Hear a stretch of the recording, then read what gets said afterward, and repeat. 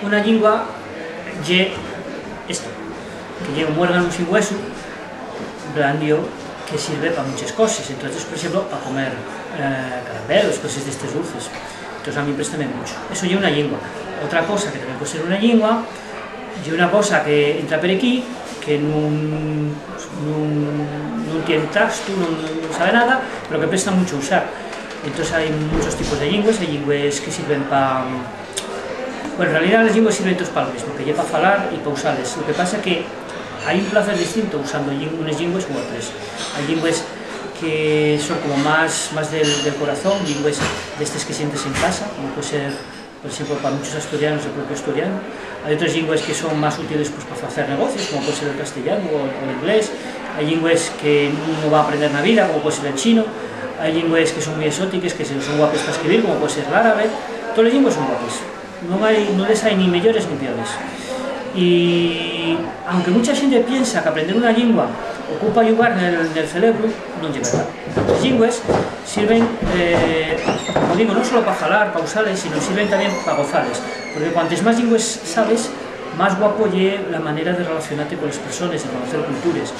Y, por ejemplo, una cosa muy guapa que a mí me presta mucho hacer es el mismo texto en 2 o 3 o 4 lingües distintas y compararlo.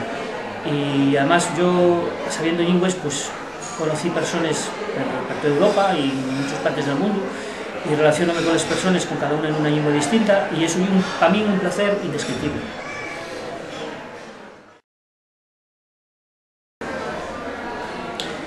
La muerte de una lengua es una de las cosas más tristes que puede pasar en esta vida.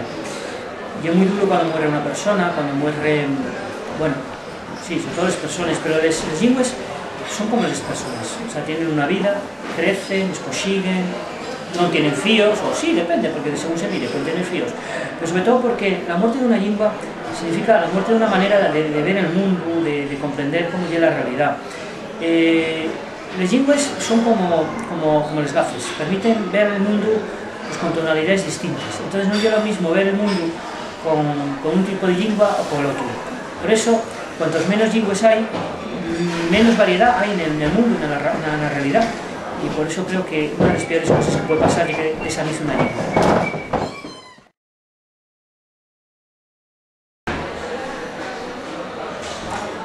La lectura normalmente faise en pasado, y en tiempo normal de la narrativa. Sin embargo, lo que viene después viene en presente y en futuro. O sea, un libro no acaba la lectura, el libro continúa. La relación del autor con los lectores continúa. Entonces, ya un presente continuo, por decirlo de alguna manera. Un libro que queda en el pasado es triste, porque es un libro que pasa al escaezo.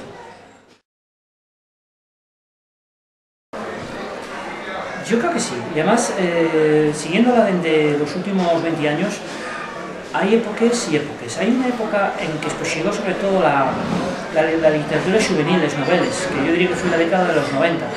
En cambio, la primera década del nuevo siglo fue una época en que llegaron los libros más para guajes pequeñucos, libros, álbumes ilustrados, con una calidad extraordinaria. Entonces, una de las cosas más características, a mi idea, de la literatura infantil y juvenil asturiana es precisamente esa renovación constante que está viviendo, porque además de una literatura que respeta todos, digamos, o se adapta a todas las tendencias que hay modernamente en la literatura infantil y juvenil internacional. Entonces, quien lee literatura infantil y juvenil asturiana encontrará que tiene la misma calidad que cualquier otra literatura infantil y juvenil del mundo. Yo creo que los cuentos de fades, los cuentos tradicionales, en sin monarquía no se entienden, porque allí donde hay un rey, una reina, un príncipe, una princesa, hombre, todos tenemos en la mente que hay cierto tipo de cuentos que sin monarquía no pueden existir. Entonces, a mi idea, que no. Otra cosa es si hablamos de los tiempos modernos, de cada cual que piense lo que quiera, pero en los cuentos clásicos, imposible. Perdices, provitinas, ¿qué culpa tienen los perdices de que todos los cuentos tengan que acabar comiendo perdices? A ver, y el que lleve vegetariano no puede comer otra cosa. Entonces, dejemos los perdices. Yo, sinceramente, estoy contra los cazadores, no me presta la caza, hay que respetar a los animales. o sea, tan corriendo. Yo cuando voy al campo allí en el mío pueblo y veo les perdices correr para ver el camino con los pollinos, o sea, a mí préstame por la vida. ¿Cómo podemos andar matando estos bichos y hacer no sé qué para celebrar casorios y cosas? No, estoy en contra, estoy completamente en contra. Entonces, un cuento puede acabar bien, pueden celebrarse de muchas maneras y al mejor, pues por cambiar un poco ciertos costumes, habría que acabar ya de una vez con esto de matar desperdices para celebrar casorios. Y fueron felices, pero tiene un cuento que aparentemente es tradicional, tiene algo de tradicional, porque entama precisamente con el final de cualquier otro cuento. El príncipe dice, ¿quieres casar conmigo a la princesa? Y ella dice, quiero. Y entonces van a decidir que casen, van al padre, el padre dice, qué bien, ¿queréis casar? Sí, vamos a casar. Que son felices, lógicamente. Y entonces entamen los problemas burocráticos. Primero llega el señor obispo, que dice, y si esta princesa no llega a la nuestra religión, ¿qué hacemos? Que es una pregunta muy importante. Y ya sabéis que antiguamente, y bueno, ainda hoy, si dos personas no tienen la misma religión, pueden tener problemas, lo cual es una estupidez, porque arriba de las religiones están las personas. Pero bueno, hay gente que ainda cree que las religiones son las cosas más importantes del mundo. Eso por un lado. Y después está la cosa de los títulos. Y eso fue exactamente lo que aconteció con el fiscal mayor del reino, cuando dice, ella dice que ella es princesa, pero ¿y el título? Esto mucha gente puede decirlo, tú tienes título de esto y del otro y del otro. Son papelos y papelos. Bueno, pues la princesa pasó y lo mismo. ¿Y esta princesa tiene título de princesa? ¿O el título de princesa de su país? Decía el cuento, de nuestro país es nada más de condesa. Y entonces a partir de ahí, claro, hay dos reacciones. La del rey y el príncipe que queden abrucados, mirando a las estrellas, y la de la princesa, que no reacciona como, no sé, como estos paisanes de lo típicos de los cuentos, estos princesines de Disney, que más o menos no. Y una cosa, digamos que una mujer del su tiempo, una mujer moderna, y decide que tienen que poner fin a eso, que es injusto y que ni el obispo ni el fiscal mayor pueden decidir sobre su futuro y el futuro del su hombre. Con lo cual, pues, planteados una serie de cuestiones que no voy a desvelar porque si no, no se puede leer el libro. Yo prefiero que leáis el libro y demuestra algo que también hay que leer. Pero bueno, para mi idea, que el final del cuento es el que tiene que ser.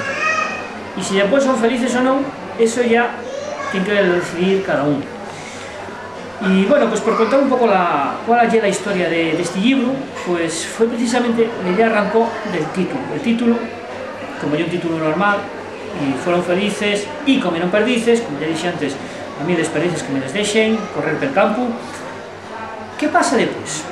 ¿Los príncipes y las princesas casen, son todos felices? Pues no necesariamente. En la vida real hay cosas, pasan cosas, y a veces, pues como digo, los reinos, hay gente que, en fin, tiene unas intenciones un poco ruines, y entonces a partir de ahí surgió la idea de que podía venir una serie de cuestiones a una pareja moza que quiere casar, y bueno, pues también al mismo tiempo reflejar cosas muy reales de nuestra sociedad, ¿no? Los problemas de la religión, los problemas de la burocracia, y como eso pues puede ser un problema para mucha gente. Entonces, bueno, pues dando ahí un toque de literatura tradicional, pues con elementos de la realidad, pues salió este cuento. Yo la verdad ya que me prestó, y bueno, pues un poco por contar también la historia. Este cuento escribí en su momento, y bueno, uno de los proyectos que a mí más me prestaron en la literatura infantil actual asturiana fue precisamente el de las Tortugas, que dirige Enrique Carballeira,